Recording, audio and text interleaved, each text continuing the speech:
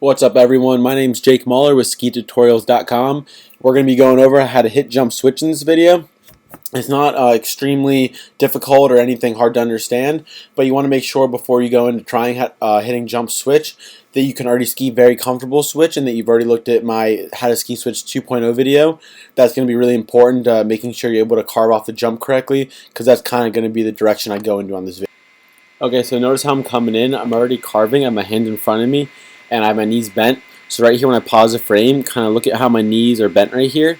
My hands are at my side, and how I'm on this outside edge of the ski and this edge right here. And that's going to be important because as I near the lip of the jump, I want to show you how as I come in, watch I carve in, I do a nice heavy carve, and as I near my arms, they stay square, so my arms aren't leaving behind, they're staying with my upper body. And then as I come up to this lip of the jump, notice how my tails, they're pointing off the back. They're going straight back, both of them. Neither of them are spinning yet. That's going to be the biggest thing for how to hit jump switch. You do not want to pre-spin at all. You want to be extremely patient, and patience is definitely the word if I'm going to ask you guys to take anything out of this video. Be patient more than anything. Notice how my feet are, they're not that wide at all. They're pretty like shoulder width apart. I'm being very patient. My skis are off the jump and I have not spun at all yet.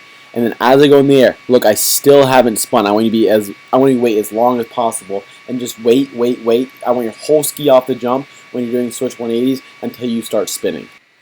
Okay, so notice how I come in, my hands are right tucked in front, my feet are pretty close, I'm on that outside edge, I'm carving off the jump, and as I go off I let my tails come off, and then I start to rotate, and then I come in for the landing.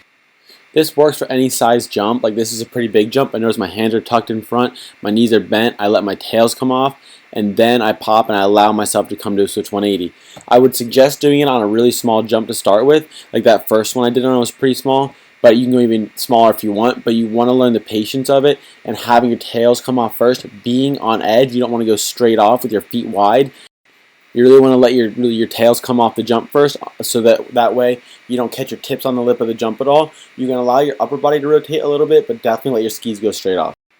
It does take a little bit of practice in the popping part. It has to be pretty mellow. Like right here, I absorbed it a little bit. You can see where I didn't pop straight up, and that kind of threw me back a little bit, and just by kicking my feet, I was able to regain my balance. Okay, so the last thing I want to talk about is going to be popping or jumping off the lip. So as you come in, it needs to be a really mellow jump. So have your knees bent, have your arms down by your side, and just kind of come up gradually with the jump. So that way when you're in the air right about here, you can start to extend your body a little bit and kind of find your way into the slope of the landing. So that's going to be kind of the last thing I wanted to point out, but you need to make sure you do all these things in order to be successful.